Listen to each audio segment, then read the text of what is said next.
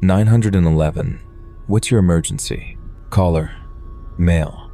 Breathless. I'm on I-17 near mile marker 197.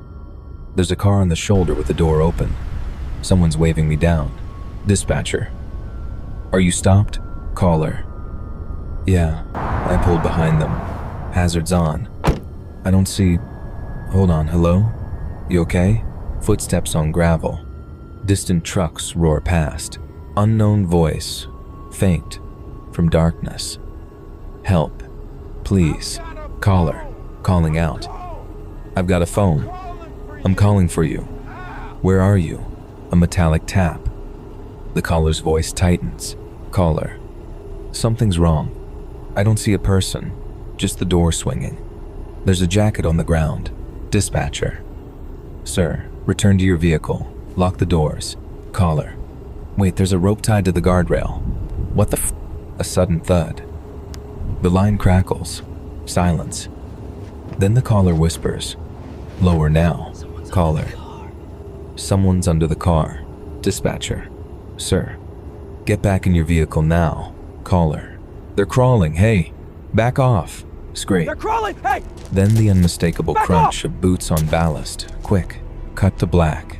Radio chatter. A patrol unit approaches, dashcam catching windblown debris, hazard flashers strobing.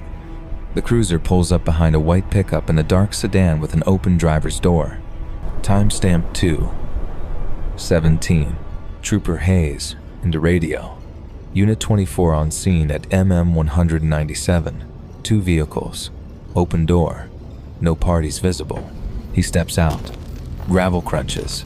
His flashlight cuts through the dark. The sedan's cabin. Empty. Windshield cracked with starburst. A hood-slung rope running under the chassis to the guardrail. The rope's end is frayed. Hayes. Who set this? He moves to the white pickup, still idling. Driver's door open. Keys in. On the ground. A wallet. A folded trucker's map. And a phone face down. Screen. Spidered. Hayes calling out. Sir. State police. If you can hear me, call out.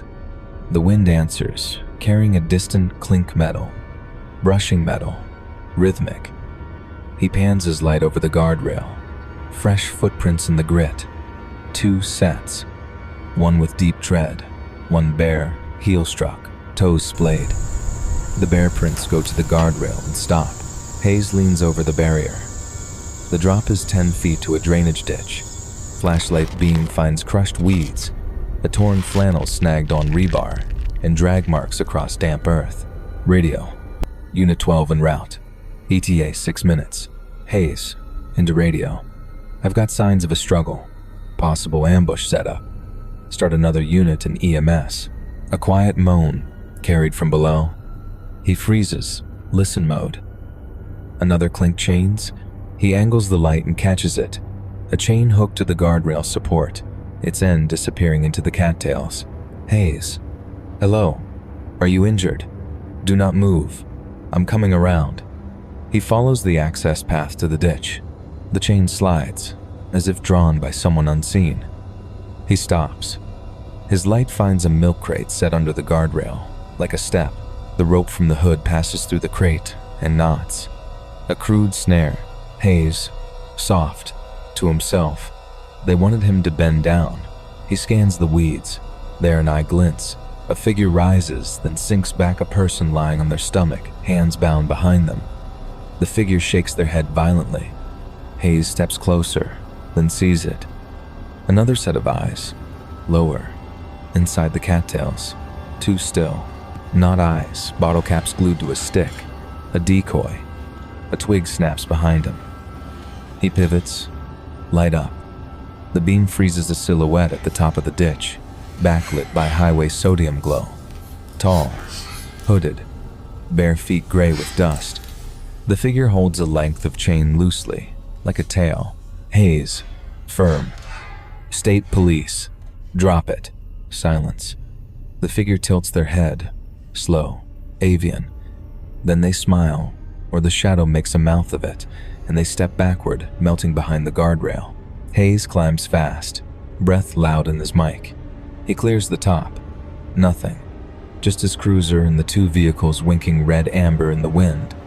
The chain lies slack by the crate. His light sweeps. Empty road, shoulder stretching. Endless. Backup arrives. Unit 12 and 36. They triangulate the ditch. Locate the bound person male. Late 30s the caller. Ankles tied. Duct tape residue on wrists. Hypothermic. He keeps repeating. Hoarse. They were under the car. They were smiling. Don't get low. Don't get low. Paramedics load him. He grabs Hayes' sleeve. Collar. They threw pebbles at my bumper. Then I saw the hand. I thought, they bumped my car when I bent down. I heard a laugh under the engine. Hayes squeezes his shoulder. Later, daylight. Investigators walk the shoulder. Photographs. The sedan's VIN links to a car stolen 2 days prior. In the trunk, an empty gas can and one glove. Along the fence line, they find small piles of crushed glass and nails, set like caltrops. A quarter-mile north, in a culvert, a nest, blankets, food wrappers, and several lengths of rope coiled like snakes. In the dirt, prints of bare feet and knees. A tow truck driver who works that stretch points to a worn path. Driver, I've had calls out here. Flat tires. I thought it was debris. Now I'll call it in and wait. Night. Hayes drives past 197 again. Slower this time. The guardrail reflects his headlamps. His radio murmurs. He glances into the ditch. The cattails sway. He imagines bare feet on cold gravel. A grin below the chassis of any car foolish enough to stop. As he passes the mile marker, the dash cam catches a flicker on the shoulder. A jacket, lying just so, sleeve raised by the wind as if waving, cut to black. The wind keeps blowing. Don't open the door.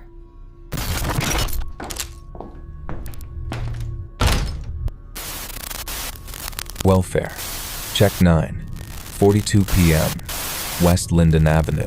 Building hallway. Yellowed light. A super's ring of keys jingles. Officer Ruiz's body cam jostles with each step. Super whispering. She's 2 weeks late on rent. No answer. Neighbors smell something. I don't want trouble. Just check. Ruiz knocks. Firm. Ruiz. Police. Maria, you home? Silence. A soft mechanical hum through the door, like a fan left on. Ruiz presses his ear. There's a wet tap somewhere, inconsistent, and the faintest scraping like fingernails on drywall. Ruiz. Back up, sir. He slides the key in, unlocks. Door sticks, then opens on stale air. The smell isn't rot. It's ammonia and bleach fighting some other stink. Apartment interior. One-room studio. TV off. A bowl of cereal on the counter. Milk clotted. Ruiz sweeps with his light. Closet door half open. Bathroom light on. The hum deepens. Ruiz, into Mike. 3B is open. No contact yet. Odor present. Requests second unit. He moves forward, stepping over a fallen picture frame. The sink is running a thin stream. He shuts it off. The window's been painted shut. He turns to the bathroom. Shower curtain pulled across the tub, but it's clipped too tight. Fabric stretched as if hiding something. Ruiz? Maria? He pulls the curtain back. Empty tub. A coil of hair in the drain. He bends. The drain cover is missing. Inside the 4-inch opening, darkness, and then a moving glint like an eye. Then gone. He straightens, blinking. The hum is louder here. He opens the vanity. Cleaning supplies, a broken toothbrush, duct tape. He ducks to look at the gap behind the toilet. Someone has peeled a rectangle of drywall low to the floor, about 2 feet wide, then replaced it. Dust lines show the edges. The screws are new. He taps it. Hollow. Knock at the door. Officer Patel steps in, covering the room. She nods. He gestures to the wall. She frowns. Patel. Crawl space? Super. From the doorway. There's no crawl space. Concrete. It's a stack building. Ruiz sets down his flashlight and slides his fingers into the drywall seam. He wiggles it loose. The panel comes away. Cold air blows from the void. Inside, a black plastic sheet has been stretched like a membrane, stapled around the opening. Behind it, the hum a small fan. Patel shines her light. Behind the sheet, a narrow tunnel of dust and pipes, and, 20 inches in, an electric outlet strip plugged into a cord that snakes deeper, then disappears. On the far side, another sheet of plastic and the outline of another cutout panel. Patel. Someone made a passage. Super. No way. That's between units, between walls. He cuts the sheet with a pocket knife and slides in an arm with his light. The beam crawls along the tunnel, revealing footprints and dust. Small, bare, and larger ones too. A face flashes in his mind, Maria's photo on the doormail slot, smiling. He swallows. A soft thump comes from inside the wall to their right. Then a whisper, so close it could be in Ruiz's ear. Voice female, paper thin. Don't talk. He listens. Patel freezes. Her eyes scan the apartment, then the air vent above the bed. The vent slats are shiny with residue, like oil from skin. Tiny scratches mar the paint around the screws. Ruiz whisper to Mike, we have possible victim in adjacent void, possible suspect in walls. Request additional units, building lockdown. Another thump, heavier. From the opposite side, the mirror wall, which is the neighbor's apartment. Then a slide, like someone moving on their belly. Turn off your radios. They do. The hum fills the silence again. Ruiz reaches up and unscrews the vent cover. Behind it, a modern camera lens stares back. Set into the duct with gaffer's tape, it hums tiny motor adjusting focus. Patel. He's been watching her. Ruiz angles his light down the duct. The lens retracts. The wire leads into the wall void and loops toward the other apartment. A key turns in the hallway. A door opens across the hall. Footsteps. A man's voice. Soft humming off-key. Ruiz points Patel to the door. She moves to the peephole. Patel. Neighbor. 3C. He's carrying something in a bag. He's barefoot. Super. That's Leonard. Quiet guy. Complained about noise. Patel opens the door fast. Leonard freezes in the hall, a fabric tool bag in one hand, the soles of his feet blackened. He blinks at the two officers, eyes passing over their badges to the open door of 3B where the panel gapes like a mouth. Leonard. Problem? We're conducting a welfare check. Stay where you are. Leonard's knuckles whiten around the bag handle. A bead of sweat traces down his temple. His other hand is tucked just out of sight behind his thigh. Patel sees it first. Patel. Hands where I can see them. Leonard lifts his hand. Slow. A flathead screwdriver glints. He smiles. A thin line. Leonard. I fix things. Ruiz. Drop the tool. He drops it. The bag sags open, revealing a coiled extension cord, zip ties, and a stack of tiny wireless cameras. Their black eyes blinking red and soft heartbeat pulses. Leonard's smile fades. He glances, involuntary, past Patel to the hole in 3B's wall. From inside the wall, that whisper again. Please. Ruiz cuffs Leonard with Patel covering. 2 more units arrive. They secure 3C and sweep.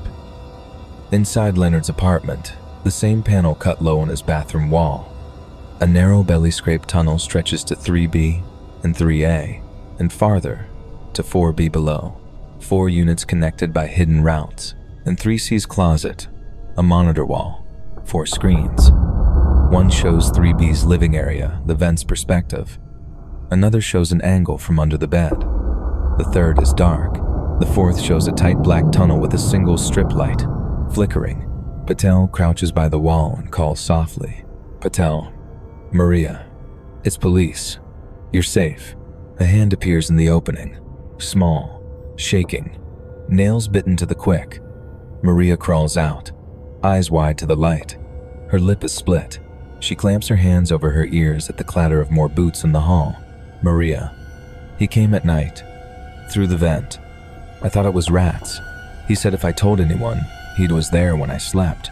She looks at Leonard across the hall as they lead him away. His face is blank now, watching nothing. Later, Ruiz stands in the empty 3B.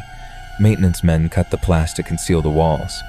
The apartment is quiet, but the hum lingers in the mind, the sound of a fan in a place no one should be. The camera from the vent sits bagged on the counter. Its tiny motor ticks as it cools, like an insect dying.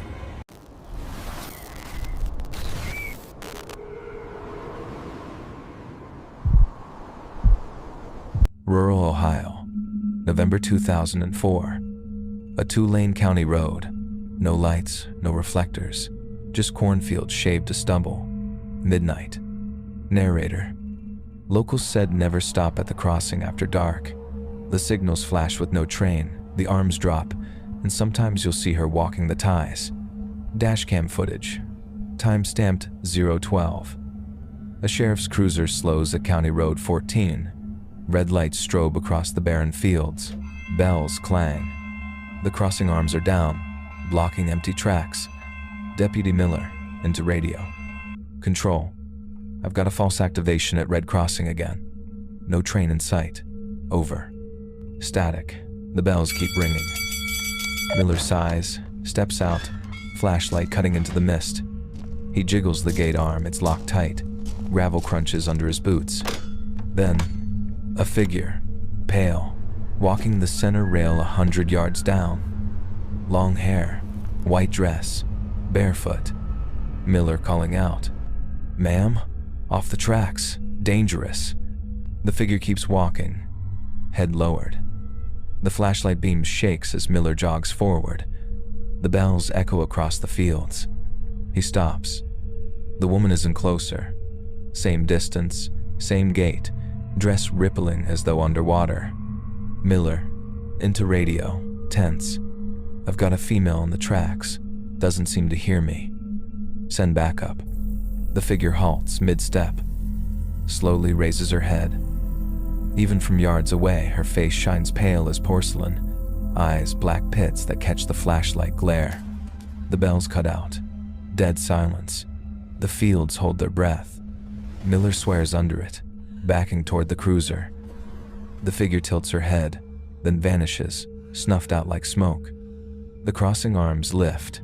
Red lights stop. Darkness returns, the rails gleaming faintly. Miller climbs into the cruiser, slams the door, fumbles the ignition. Headlights blaze forward, catching the woman standing 5 feet ahead on the tracks, face inches from the hood. Screech. He throws the car in reverse, gravel spraying.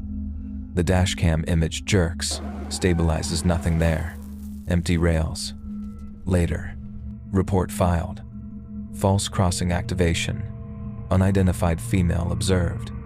No contact, no injuries. Locals retell it differently. Miller quit the force 3 weeks later, refusing to drive county nights. His cruiser sat in the impound. Dashcam pulled. Deputies still whisper the last 30 seconds were taped over, replaced by raw static. And when the gates drop with no train, some say you'll hear it under the bells, a second sound, faint, like fingernails dragging across steel. Cut to black.